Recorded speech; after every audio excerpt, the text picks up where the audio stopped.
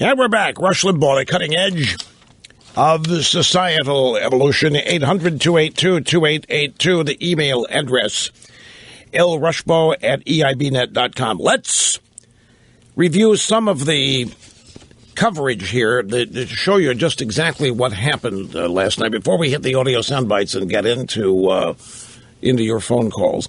As I said, the huffing and puffing and Post just went absolutely nuclear after Trump won last night. But by the way, the establishment on both sides has been rocked, but the Republican establishment, I think, was still living in a fantasy. Up until last night, they were still hoping something would happen, that Trump was not going to win this. It was all theoretical. Now, hard, cold reality has settled in, and there's abject panic. They don't know who to go to. They don't know who to line up behind. Doesn't look like Rubio is going to be able to do it. Oh, he's not finished, but they had high hopes. Do they want to try to marshal their forces behind Kasich? They may have no choice because they will not go to Cruz. They despise Cruz and Trump equally. In fact, they may even despise Ted Cruz even more, and Cruz is the guy with the legitimate chance here as we go forward to wrest control of this from Trump. Christie, I think, is out. I don't know if he's made it official. I saw a couple headlines earlier that indicate that. So who is he going to endorse? That will be the next question that they try to solve. But anyway, the establishment don't know what to do now. Jeb, that's where all their eggs were. That's the basket. And Jeb just couldn't do it. And that's the symbolic way he was just cut away from after only 30 seconds of his speech last night. For Trump just codified all of this in 30 seconds. It told the story of what's gone wrong here for the establishment in 30 seconds. So who do they see? The great thing for Trump here is that New Hampshire did not winnow the field. Other than Christie and Dr. Carson, he had 5 people quit his campaign this morning and join the Cruz campaign. So Dr. Carson is, for all intents and purposes, out. Fiorina. But none of them, other than Christie, have officially withdrawn. The field was not winnowed. Rubio's not going anywhere yet. Jeb is not going to go anywhere yet. Jeb's already making speeches in South Carolina. So the Trump phenomenon rolls on because his opposition is split. There is no single candidate for the opposition to Trump to unify behind. This was such a victory for Trump last night in so many different ways. And one of the big ones was that New Hampshire did not change the makeup. It did not make the field any smaller among those with legitimate, quasi-legitimate opposition to Trump. So he's sitting pretty. And he has a huge, he's been spending a lot of time in these southern states. He's been doing a lot of appearances and a lot of rallies, and so has Ted Cruz. The Huffing and Puffington Post on the Democrats, they're just beside themselves. They cannot believe the voters are this stupid. Their cover story says that New Hampshire has gone racist, sexist, and xenophobic. They start blaming the voters, folks. When the left starts blaming voters, then they know, you know, that they are losing control. Now, let's look at exit polls versus the outcome on the Republican side. According to the exit polls, Trump won among men. He won among women. He won all age groups. He won all income groups. He won urban. He won suburban. He won rural. Every issue group, no matter what the issue is, he won it. Gun owners, non-gun owners, Second Amendment, anti-Second Amendment, he won them all. Voters who call themselves very conservative, Trump won them. Those who call themselves moderates, Trump won. Every group. This is exit polling. And he did it in ways that the establishment can't diminish. He did it in ways that they can't say, well, it's not real. Well, it's not phony. They all tried to get Trump on the expectations game. Everything they tried to do to discredit Trump beforehand has blown up in their faces. They were relying on the fact that Trump did not win Iowa. So they're telling themselves, he's not real. If Trump was real, if this was really real, Trump would be 50% everywhere. This is what they're still telling themselves today in many cases. Now, the Washington Post. Donald Trump loves winning, and he won just about every group in New Hampshire. New Hampshire is a very different state from Iowa. It's a state with more independents, fewer conservatives, and fewer evangelicals. In Iowa, nearly two-thirds of Republicans identified as evangelicals compared to 25% in New Hampshire. So that meant that Trump could do poorly with conservatives and still win in New Hampshire because they are so outnumbered. And he did. He won despite winning only a third of the very conservative vote. I have been warning the Republican establishment since the first days of the Trump campaign that Trump's message was going to resonate precisely because the Republican Party ceased being an opposition party. And while they were all thinking that nobody would accept this, that they would abandon Trump because he's too uncouth, he's too unpredictable, he's too brash, braggadocious. I kept trying to warn them every day, starting last June. You people do not get it. You don't get the connection he's got with people who support him. You don't understand at all because you live in your cocoon inside the Beltway, in the established wherever, New York, Washington, and you really don't get.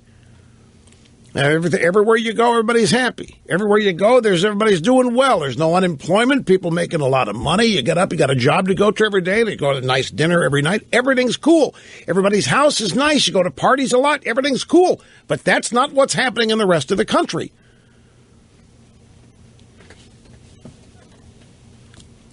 But they were sitting there thinking that all of these characteristic traits would eventually cause Trump to dwindle. And my point was, you people in the Republican side had better understand something. He's putting together a coalition that you claim to want. I mean, your stated reason for not opposing Obama is you need Hispanic votes. This is why they tell us they have to not push back on amnesty and illegal immigration and comprehensive immigration reform. No, we can't. We're the Hispanic vote. We keep hearing Lindsey Graham staying every night of the week up in New Hampshire. And how are they going to do it? What's the Republican Party plan for going out and reaching this new constituency? Not criticizing Obama. Not criticizing Obama and claiming to be for or supportive of the same things Obama is. And that somehow was magically going to cause voters that support Obama to abandon him and the Democrats and migrate to the Republican Party. Meanwhile, here's Trump running against everything going on in Washington and declaring that what's going on in Washington is incompetent and being performed by a bunch of hacks that are only in it for themselves. And he's put together a coalition that covers every group, demographic and otherwise, that you can think of. And among the smallest in his group is conservatives. That's why he can win big in New Hampshire with taking a not very big percentage of the conservative vote, because his coalition is so big and made up of so many other different groups of people. He won only a third of the very conservative vote.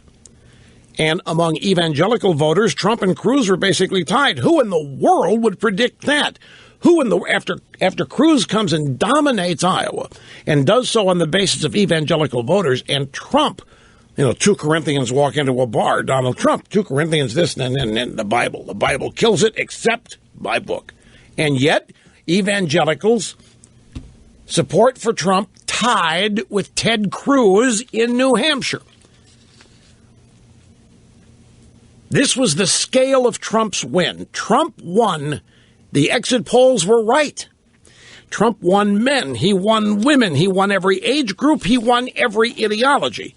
liberal, conservative, moderate, libertarian, every group, Trump won a majority of voters. He won among people who had gone to college and people who hadn't. He won among people who only had a high school education. He won among people who did not have a high school education. He won every single age bracket. He won those groups by huge margins. He won men 3-1 over second place finisher. Women, he won 2-1. Voters under 30, he won 2-1. Nearly 40% of those who had not attended college voted Trump. A third of those who had attended college voted Trump. This is what the Republican Party has been telling us. They need to win. I've had them come to my office, I've told you. I've had Rand Paul here, Mitt Romney's here. One thing they've all said in common is the Republican Party can't win with Republican votes alone anymore. We have to branch out. We have to reach out. This is what they were telling me to prepare me for some of the campaign tactics that I was going to see, that they're going to have to reach out. And immigration was one of the way reaching out, supporting amnesty. Well, all along, Trump has built that coalition the Republican Party claims to want. They're out there badgering it and bashing it. It's exactly what they claim to want. They could have had it. The Republican Party could have had the Trump coalition. They could have had it at health care. A majority of Americans opposed Obamacare from the get-go. The Republican Party could have seriously attempted to form an alliance with the Tea Party and the anti-Obamacare people and been a dominant majority party on that issue alone. And then on subsequent issues to come down the pike, the Republican Party could have formed an alliance with majorities in other areas of opposition, and they didn't. The Trump coalition could have been the Republican parties. They couldn't do it because they thought it was all conservative. They couldn't do it because they thought the Tea Party was a bunch of hayseed hicks who believe in pro-life politics, and they couldn't do it. They just couldn't build the bridge. Whatever it is, fear of social issues, dislike of conservatism, not wanting to get in bed with people who want the government to be smaller and less intrusive in people's, whatever it was, they couldn't do it. And now, because they didn't do it, there's Donald Trump. Donald Trump has the exact coalition the Republican Party, to a man, has told me they need to win, that they need to thrive. And now they're reduced to bashing it by virtue of bashing Trump. And now they're reduced to bashing it by virtue of bashing Cruz. The two people who are showing the Republican Party all they had to do all these past 7 years. But they didn't. They purposely, strategically, tactically refused to push back, refused to make a spectacle of stopping Obama, and they have themselves to blame for this predicament. People are not going to donate and vote and hear the right things during campaigns. The promises to stop Obama, to oppose Obamacare, to seriously make an effort to repeal it, even if they don't have the votes to override a veto. The effort, all it would have taken was the effort. All it would have taken was put the onus on Obama, make Obama illustrate that all this is his fingerprints. No such strategy was ever seen. So is it a revolution? Well, yeah. I mean, it's a revolution against the Republican establishment. No question. And on the Democrat side, you can say the same thing with Bernie Sanders. But the way that the pro-revolution groups that are out touting that have to combine Bernie Sanders and Trump's voters to make their point that there's a revolution here. Be wary of that, folks. What good does that do us? If you want to say, yeah, man, look at the electors, have people fed up with America. Look, if you combine the Bernie supporters and the Trump supporters, you've got an anti-Washington revolution. What good do Bernie's voters do us?